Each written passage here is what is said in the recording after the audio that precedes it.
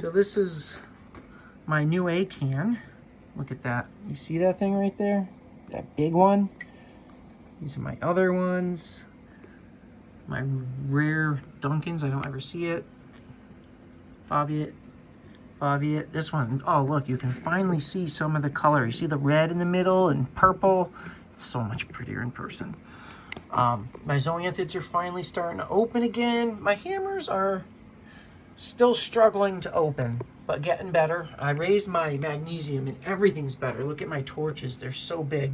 My pumps are off right now, so not much is moving.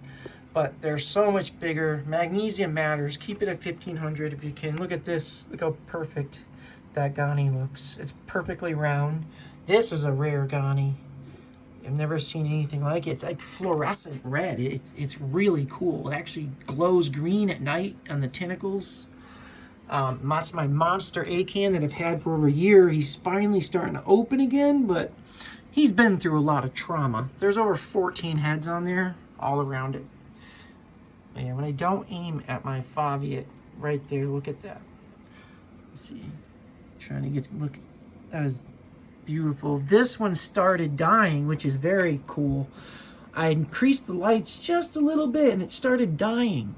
You can see the little tissue damage. I took it out of the light and I think it's healing. It's very, very sensitive to, look at it.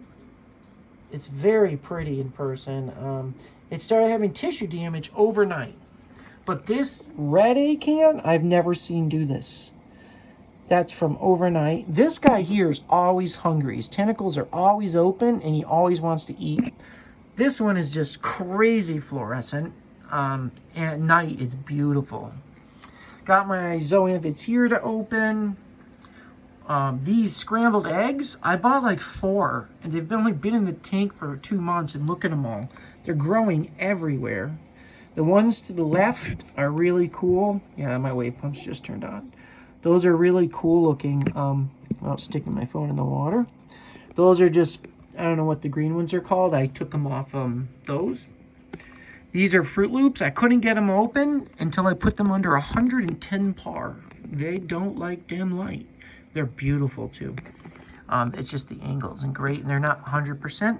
These are some of my favorites. The pink or purple, orange tip, whatever they are. And actually, if you saw them in person, the blue slit in the middle, let me see, they're beautiful. They're not even much to buy. The ones to the left of them, here, these are cool too. They're hard to open. They've been taking a while.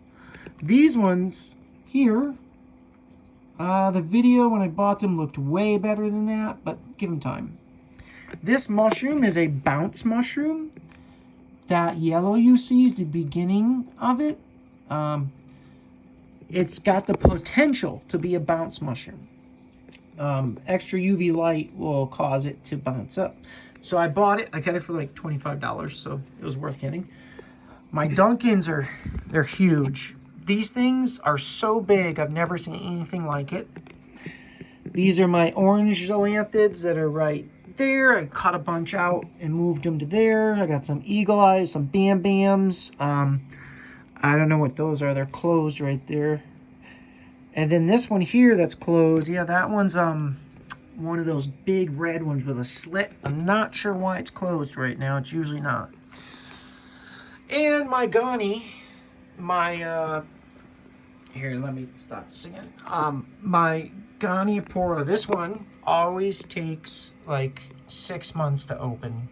This was so open in my 20 gallon. It's just starting to open now. It's been in here for a few months.